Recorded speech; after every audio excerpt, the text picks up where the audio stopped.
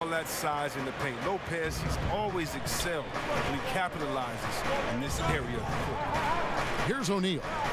Nothing yet on the scoreboard for him. Got it. Nice one there from Exum. And they've had assists now on their last 3 baskets. Healed the pass to Bielitsa to the paint. And with that, the Utah lead is cut down to 3 on the bucket from Lopez. Really, the defense is helpless to stop a layup right there. Just too much of an advantage in terms of the mismatch. Here in the second quarter with a little over a minute gone. Burks looking around. Just 5 on the clock. Beyond the arc. That's a no-go, and he's still looking for his first bucket after 2 shots. It's Bielitsa. Laid in with a nice touch off the glass. Bielitsa's got his first 2 points of the night. Look, and when someone's open, Lopez will find him, using his height to see over the defense. Here's O'Neal. Lopez with the block. And he recovers it. And he recovers it. Favors dishes to Burks.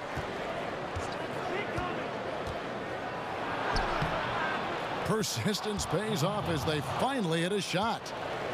Great job of screening there. Nice job to take it to the rim and get the finish. Here's Lopez. The shot will not fall. Great D that time from Favors. Fox with the steal. And the Kings pushing it up now. Shoots from the elbow. Utah with the rebound.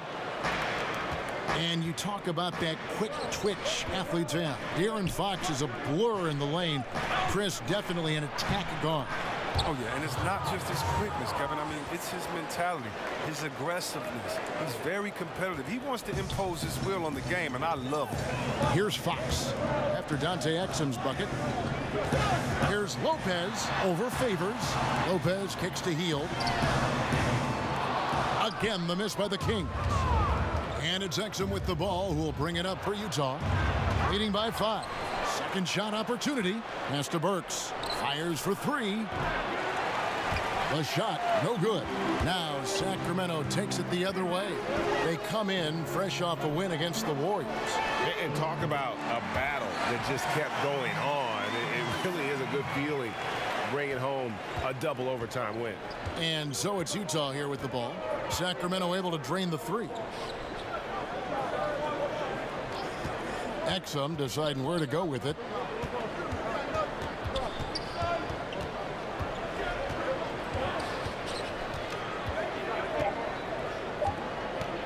High post try. Lopez grabs the board. Sacramento's gone 1 of 2 on 3-pointers here in the second quarter so far. Back to Bielitsa. Good ball movement here by the Kings. Down low. Here's Lopez, and he hits it to tie the game up. Lopez has got 6 points. And guys, they continue to put a lot of pressure on the interior defenders with their work down low. Timeout is called, first of the game for the Jazz. And the dunk is always the king of the highlight reel. We know it comes easy if you're 6'10 or bigger, but Chris, there are little guys who can get up there and slam it down hard too. I'll tell you what, Westbrook absolutely scares me when he dunks the ball, because Westbrook thinks he's 7 foot tall and tries to dunk like it every time. So I love watching him attack them, man. How about Dennis Smith Jr.? His miss in the dunk contest last year was one of the most exciting dunks I've seen in a long time. It was. Eric Bledsoe, Terry Rozier. I mean, these guys, they attack the rim fearlessly, and they're going to posterize you if you're a big fella and sleeping on their hops. So Utah ends up going with the new group. And quickly, let's look at the numbers for Lopez. He's averaging 11 points a game, 5 rebounds, and 2 assists.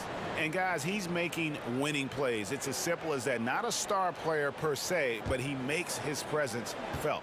Well, yeah, lately he's been overachieving a little bit. Hopefully this is a sign of greater things to come. It's deflected. Crowder finds Gobert, and it's out of bounds. Utah able to retain possession here. Now that we have a second, take a look at the teams that have scored the most points off turnovers over the last 10 games.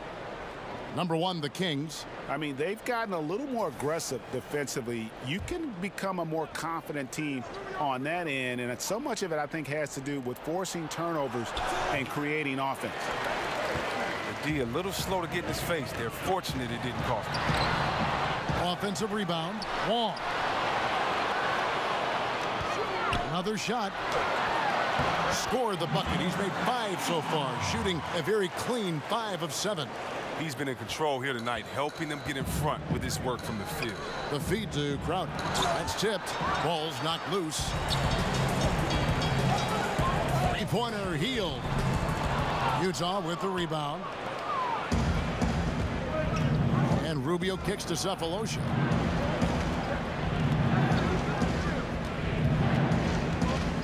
Back to Rubio. It's deflected, but he stays with it. Will it go? Utah with a fresh 24. Now Cephalosha. He's averaging just around 8.5 points a game. And that goes out of bounds. Last touch by Cauley Stein. Here's a look at what's coming up now for the Sacramento Kings. On Thursday, he'll be playing against Lou Williams and the Los Angeles Clippers. And then on Saturday, they'll defend home court against the Indiana Pacers. And looking at the Suns matchup, that's going to be one where it would take a lot of errors and maybe a cold shooting night for things to go wrong. They just have that much of an advantage over that team. Sacramento with the ball. Following the three-point attempt by Donovan Mitchell. Not quite enough defense. That time around, just lucky he was off. Now here is Cephalosha. And Gobert kicks to Mitchell. The Jazz again can't hit it. Yeah, and a dangerous trend here as they're starting to live and die with outside jumpers. And it's going to be out of bounds. The Jazz will take it. Bogdan Bogdanovic, he's checked in for Sacramento.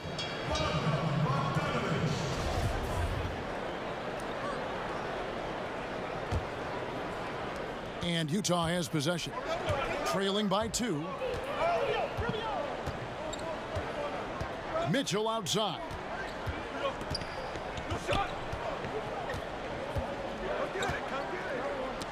They get a hand on it. He's all alone. With 4 seconds on the clock. And the layup is up and in. Big Cat's got his first basket. Guys, that's just really unstoppable. He poses a ton of matchup problems for whomever he's facing. And that's it for the first half of action in what's been a very close game here. It's Sacramento ending the second quarter on a 15-6 run. It's time now to go courtside as we send you over to David Aldridge from the sideline. David, take it away. Thank you, Kevin. Here with Coach Quinn Snyder. Quinn, what concerns you most about the first half? Okay, David, much appreciated. And now time for halftime. So we'll be back in just a bit to get the third quarter underway. It's the 2K Sports Halftime Show. Greetings, friends and neighbors. A pretty close game for the Kings throughout the first quarter. They kept at it on both ends of the floor, and at the end of the period, they had a slight deficit of 3 points. They found their rhythm in the second quarter and have to be feeling good here at the break, holding on to that 4-point lead. What'd you think about Sacramento, Kenny? Well, they showed a lot of discipline on offense. Called some high percentage plays. Even when the defense devised different looks, they always seem to have the answer. That's good coaching. How about you, Shaq? What did you think about Utah? Their defense has been practically non-existent. Sure, they're facing a team that got hot. You could even say a bit lucky at times, but no one is stepping up on D and taking anything away. Have some pride. Don't let a guy shoot like that in your face. That about wraps it up. Time.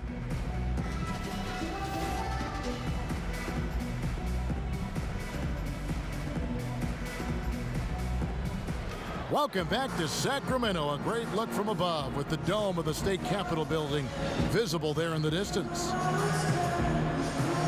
And in that first half, we saw a pretty tight battle. We'll soon find out what sort of adjustments were discussed during the half.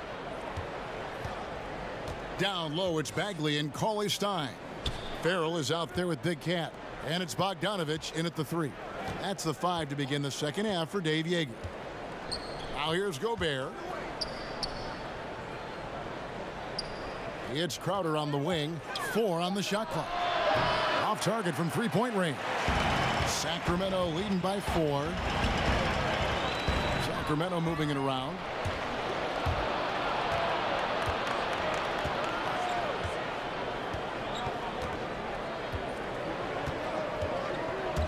Inside and stolen by Bogdanovich. And now Sacramento on the break. Goes up. A huge slam. The perfect end of the fast break.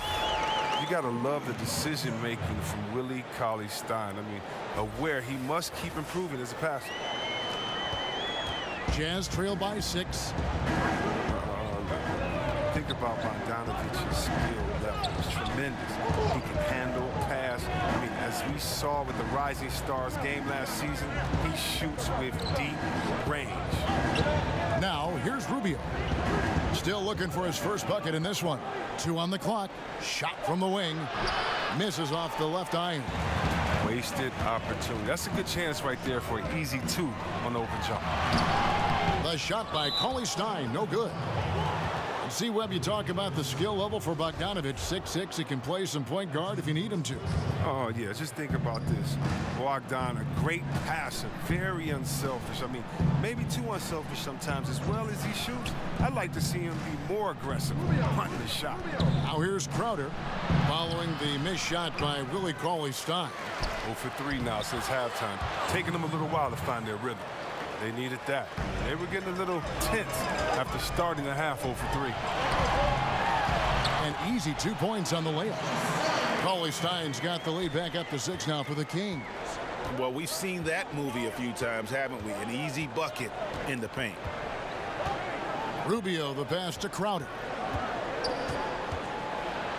And 2 free throws coming up, unable to get that one to go with all the contact. Well, in recent years, C-Web players have flirted with quadruple doubles, but they're just so elusive. I mean, you've got to do a lot to get those kind of numbers. But think about it. Embiid and Westbrook have both come close. Or Westbrook comes close to anything with a double at the end of it. And Draymond Green, he missed once on points. So, you know, it's so hard to do. I just remember that Akeem, the Dream Olajuwon did it, but you think about it. You're exerting so much energy, communication, and passion in that game. That's why it's so tough to do. And by the way, players are really good. So how are you going to get those 10 rebounds, 10 assists, 10 blocks? Right, yeah. Or whatever else you can get along with points. But, yeah, so elusive. Yeah. Yep, it counts. At 6'7", Jay Crowder weighs as much as some centers. He's built for contact. Sacramento leading by 4. He's covered by Favors. And he drops in the layup off the glass. He's got 20. Just no resistance inside at all. They are feasting. This is a straight buffet. It is. It's a big one. And load the plate. Now here's Gobert. He has 6. He dishes it to Crowder. And you've got to be more careful in that situation. That's his 5th foul, and now he's walking a fine line. Sacramento making a switch here. Lopez is checked in, and Utah also making a switch. O'Neal's checked in.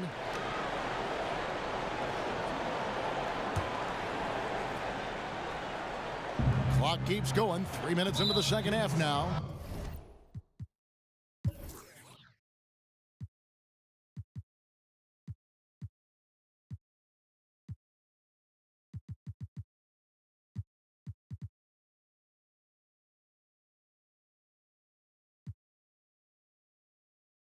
And the call will go against Big Cat. That's foul number 2 for him. And the next one puts him in the bonus. Fields checked in for Farrell.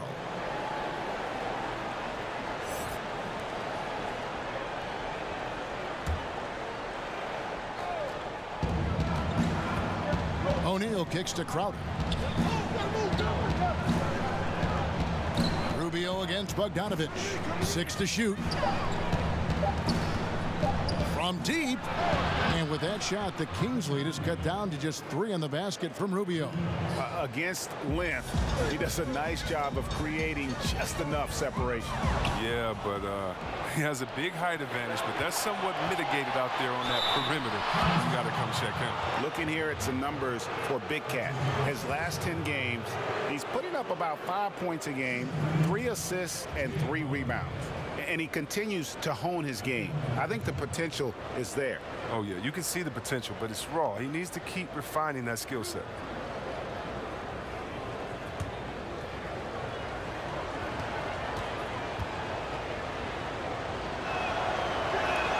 The first free throw is good. Thabo Sefolosha has checked in for Royce O'Neal.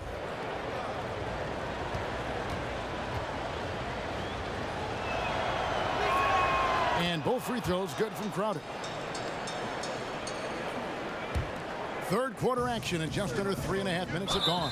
And the turnover again by Sacramento.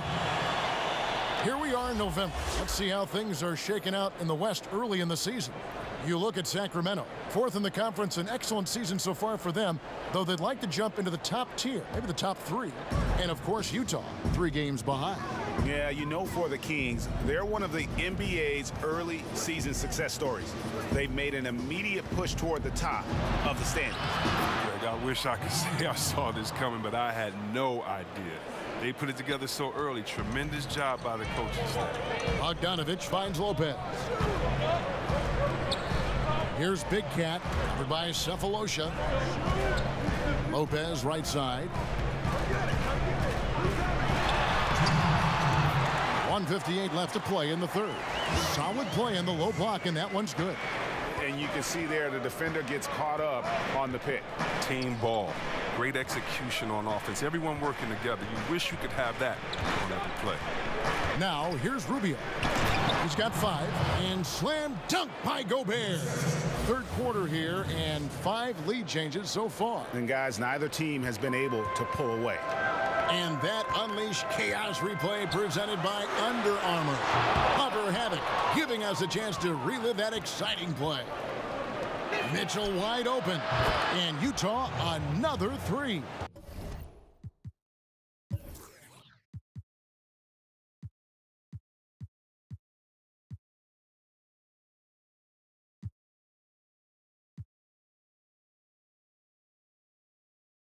Well, something you never like to see, but guys, he definitely looks hurt. And boy, this really doesn't look good. That just the way it happened. I'm not a doctor, but nothing about that play screen.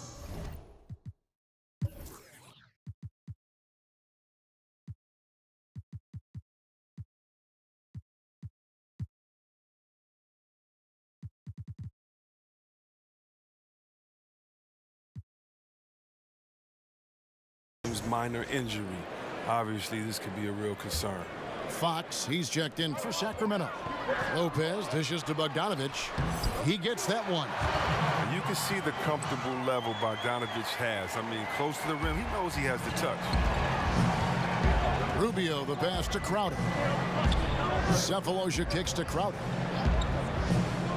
Nice ball movement by Utah. No good from outside. The struggles this quarter continue. D's done a good job. Hield lays it up and in off the pretty assist. Hield's got the game tied up here for the Kings. Passes like that help develop team chemistry. Bogdanovich, I love the display of unselfishness. Mitchell outside. 41 seconds left in the third quarter. Sacramento grabs the miss. Cauley Stein's got his 4th rebound in this one. Feeds it to Lopez. No good on that one. Gobert with the defensive effort. Jazz have gone a solid 6 of 11 when shooting here in the third quarter. Shot by Crowder, no good. Good interior D there prevents the deuce. Oh, wonderful anticipation. He reads the play perfectly. Then with the quick reaction time. And the combination of his quickness and soft touch around the rim really allows him to pull off shots like that. A lot of players don't have the reverse in their arsenal. Here's Mitchell. Count it. Mitchell's got 5 points now in the quarter. Did anybody see any defensive presence on that play? I mean, he's not going to blow that layup. It was wide open. And so after 3 quarters of play and some great offensive output, this one is tied. Live from Golden One Center, you're watching 2K Sports.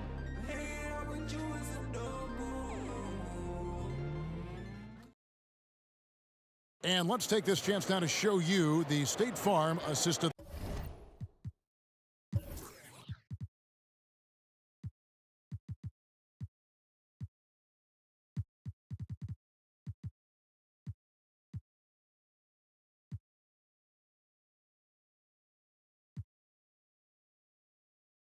The game.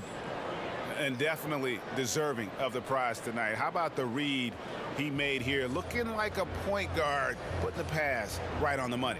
Oh, beautiful feed. Always a luxury to have a big man who can see the whole floor.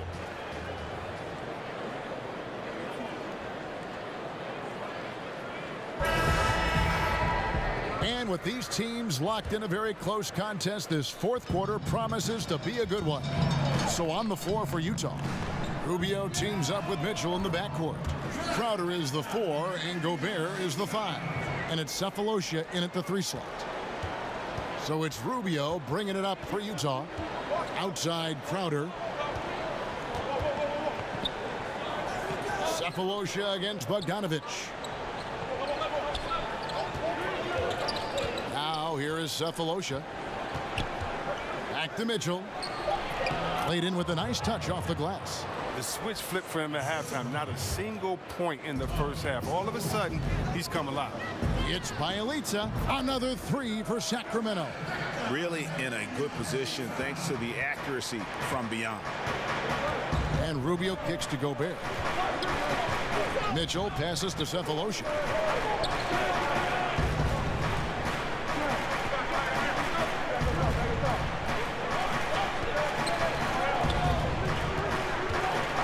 For the 3, and there's the call on Rudy Gobert. That's his 3rd foul of the game. Derek Favors checked in for Utah.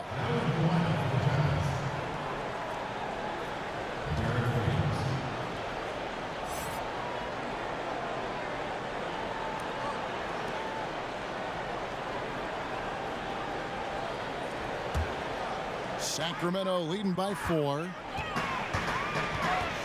Hield finds Lopez. And they call the foul, so he's got the and 1 chance here to make it a 3-point play. The strength of Lopez. I mean, he's fantastic at cutting through the contact and converting.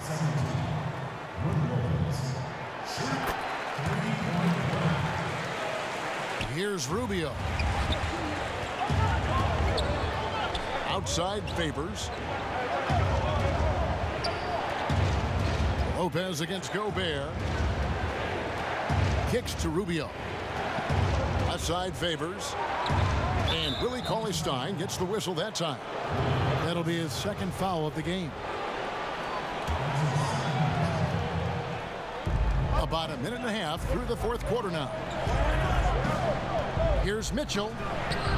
Their game plan needs to change if they're going to get out of this hole because he is just not there offensively. Here's Cauley-Stein trying to get open as Lopez. The shot by Cauley-Stein, no good. Kicks it out to Rubio. Tries a 3, and the 3 ball is good. Facilitating from the inside. I mean, that could be a valuable asset from any offense. Timeout called by the Kings. Yeah, just hitting the reset button, a chance to kind of talk some things over. The chance to draw up a great play. I mean, this is a chess match at work. Now let's go to the sideline and catch up with our Hall of Famer, David All.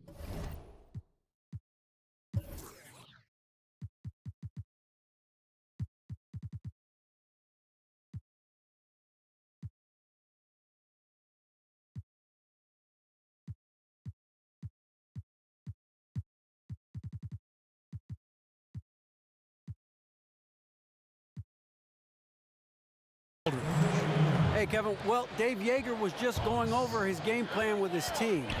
He was very adamant in the huddle. He said, don't let up now.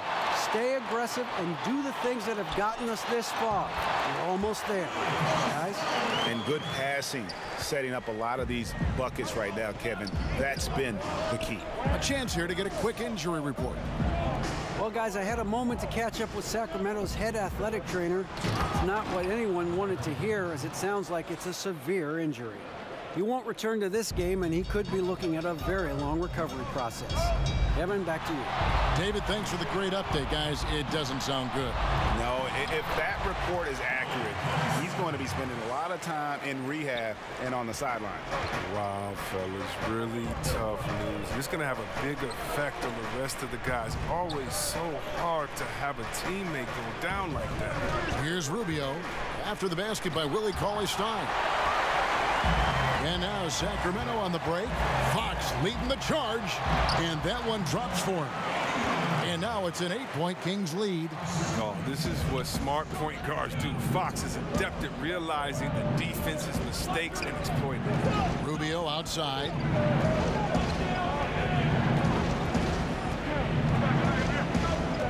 Back to Gobert. Just 5 to shoot. Offline with his 3. Kings leading now by 8. And there's the pass to Cauley-Stein. 8 feet away. Rebound, Utah. Gobert's got rebound number 5 here tonight. Another miss by Utah. Whoa, D caught a break on that play. I'm sure that is not the plan, leaving him so wide open. And Fox gets it to go. You can tell how much confidence Fox possesses. I mean, it's unreal how he nails these tough interior shots. Jazz trail by 10. Some tough offensive sets. They want to turn it around. Yeah, right now you just need a bucket to get some momentum. Here's Sacramento. They're on a 17-7 run.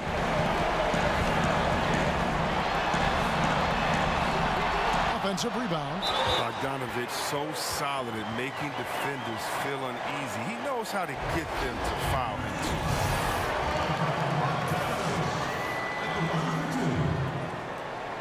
And he makes the first. Chris, we hear the word switchability, popular term used these days. Talk about the importance of having guys who can defend multiple positions. It's so important because it allows for flexibility with your matchups. You can avoid being forced into mismatches. So you definitely need players like that. However, Kev, I think that the NBA is going switchability crazy. You shouldn't switch everything. Switching on defense should only be if the coach wants to take a player out the game or if it's just needed at the last second. Usually communication is the key because there are no new plays under the sun. You see the play coming and developing it, and if you can communicate, that's usually when you don't need to switch. I think coaches have lost trust in players' willingness to communicate, and switching has become kind of a lesser of two evils, I guess you could say. And I hope we get away from as much switching as we do because it puts guys in totally wrong positions, and if you have a smart offensive player, he'll pass his way out of that right to the guy with the mismatch. Your take is real interesting. Utah calls timeout. They're trailing by 12. We've got 1:13 left in the fourth quarter. And now a chance to check out some of the tremendous play tonight from our Jordan Player of the Game. Yeah, and his percentage from the field tonight, just amazing. He hadn't just been gunning. He's been picking his spots, and you need that kind of patience and discipline to shoot as well as he had. The better he played, the more these fans got revved up. And that continued to play out over the course of his amazing performance. Whistle blows, basket is good, so a chance here for a three-point play. And that sends Donovan Mitchell to the free throw line. That one is on Hield.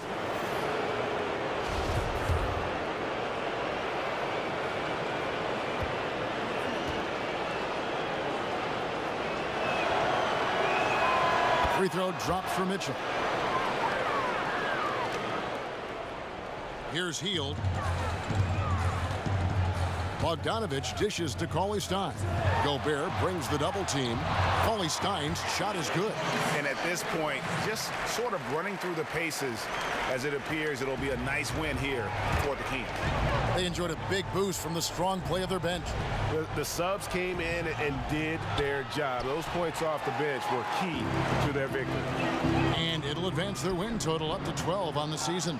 And they will walk out of here feeling really good about themselves today, guys. A big win over a conference foe they'd split their previous 2 games with. Inside.